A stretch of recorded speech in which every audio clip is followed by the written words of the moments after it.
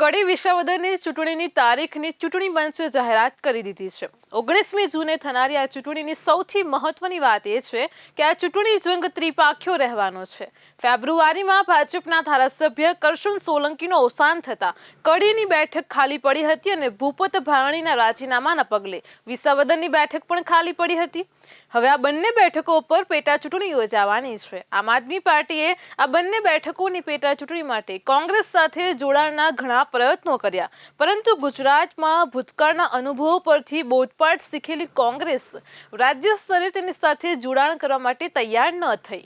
કોંગ્રેસની કારોબારીની 18મી એપ્રિલે સર્કિટ હાઉસની બેઠક મળી હતી અને તેમાં ખાસ્સા વિચાર વિમર્શ પછી વિધાનસભા ચૂંટણી અને પેટા ચૂંટણીમાં આમ આદમી પાર્ટી એટલે કે આપની સાથે જોડાણ ન કરવાનો નિર્ણય લેવાયો હતો।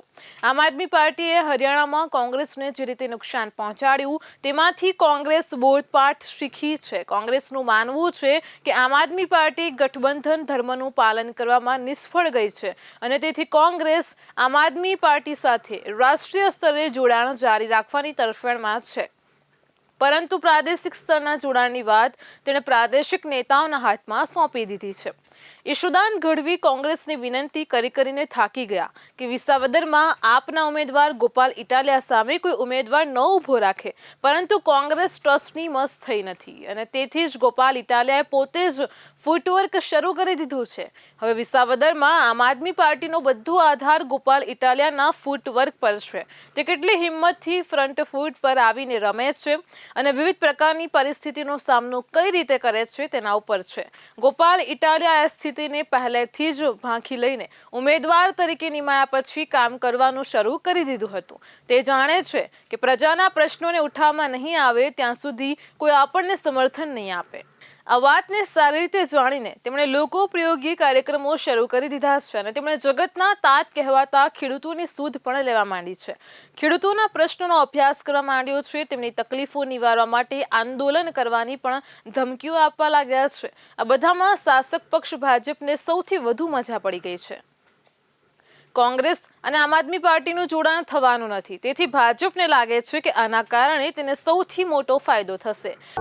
માનનીય ધારાસભ્ય શ્રી કરશનભાઈના દેહાંતથી ખાલી પડેલી કડી વિધાનસભા સીટનું ઇલેક્શન 19મીએ જાહેર થયું છે અને વિસાવદર સૌરાષ્ટ્રની અંદર વિસાવદરનું પણ ઇલેક્શન એ જ દિવસે જાહેર થયેલું છે। સ્વાભાવિક છે 162 જેટલી સભ્ય સંખ્યા અત્યારે 160 જેટલી વિધાનસભામાં છે, એટલે આ બંને વિધાનસભાઓ અમે હજારો મતથી સામે જે રીતે ઉમેદવારો કેવળ ફાંફા મારી રહ્યા છે, કોંગ્રેસ હોય કે બીજી કોઈ પાર્ટી, એ સતત વર્ષોથી 2001થી લઈને અત્યાર સુધી ક્યારેય ગુજરાતે બીજા પક્ષને બીજાના વિચારોને સ્વીકાર્યા નથી, ત્યારે અમે જંગી બહુમતીથી કડી પણ જીતવાના છીએ ને વિસાવદર પણ। ભાજપના પ્રધાન ઋષિકેશ પટેલે દાવો કર્યો હતો કે અમે કડી અને વિસાવદર બંને પેટા ચૂંટણી સારી રીતે જીતીશું, સારા એવા માર્જિનથી જીતીશું। પક્ષના વિકાસના કામો અને પીએમ મોદીનું વિકાસનું વિઝન લોકો સુધી પહોંચ્યું છે અને તેથી અમે બંને બેઠકો જીતી જઈશું। ઇલેક્શન કમિશન ઓફ ઇન્ડિયાએ કડીની પેટા ચૂંટણી જાહેરાત કરી છે। અમારા સદ્ય ધારાસભ્ય કરશનભાઈ સોલંકીના અવસાન પછી આ પેટા ચૂંટણી કરવાનું થયું છે, ત્યારે ભારતીય જનતા પાર્ટી પૂરી રીતે તૈયાર છે અને કોંગ્રેસને અમે ક્યાંય દેખાવા પણ નહીં દઈએ અને કોંગ્રેસને ખબર પડશે કે ભારતીય જનતા પાર્ટીએ કરેલા વિકાસના કામોના સથવારે, અમારા કાર્યકર્તાના સહારે અને કાર્યકર્તાના કારણે અમે જંગી બહુમતીથી જીતીશું। આજે હું આપના માધ્યમથી કહેવા માગું છું, કોંગ્રેસને ઉમેદવાર શોધવો પડે છે। અમારી પાસે કેટલાય ઉમેદવારો લાઇનમાં છે અને ઉમેદવારો છે એટલા માટે કે અમે વિકાસનું કામ કરીએ છીએ।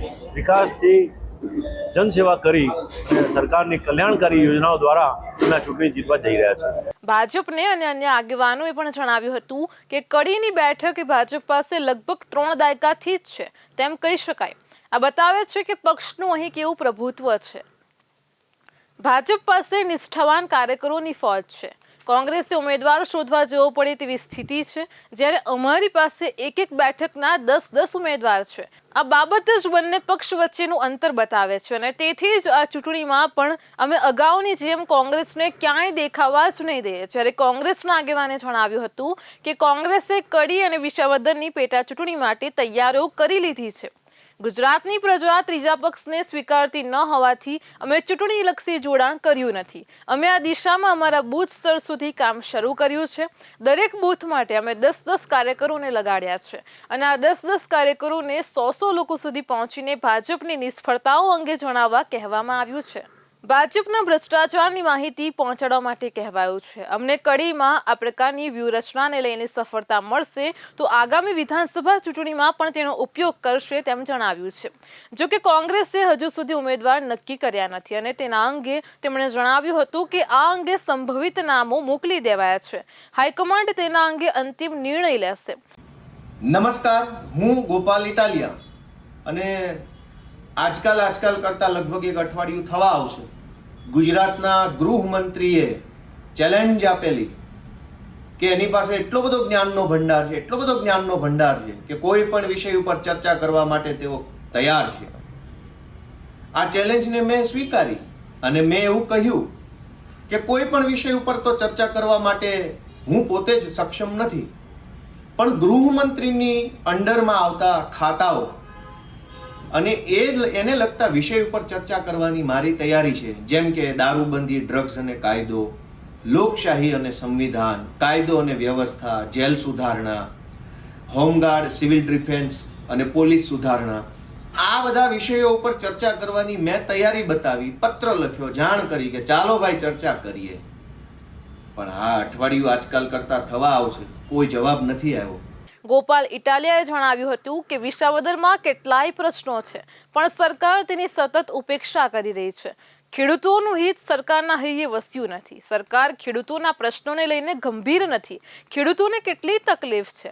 પાક વીમો લીધા પછી પણ તેમને નુકસાની થાય તો પણ વીમાના રૂપિયા મળતા નથી. ખેડૂતોને આપવામાં આવતા ખાતરમાં ખાતરના બદલે પથરા અને ઢેફા આવે છે. આમ ખાતરની રીતસરની ચોરી થાય છે અને ખેડૂતોને આપવામાં આવતા છોડ અને બીજની ગુણવત્તા પણ કેટલી વખત ઉતરતી કક્ષાની જોવા મળે છે.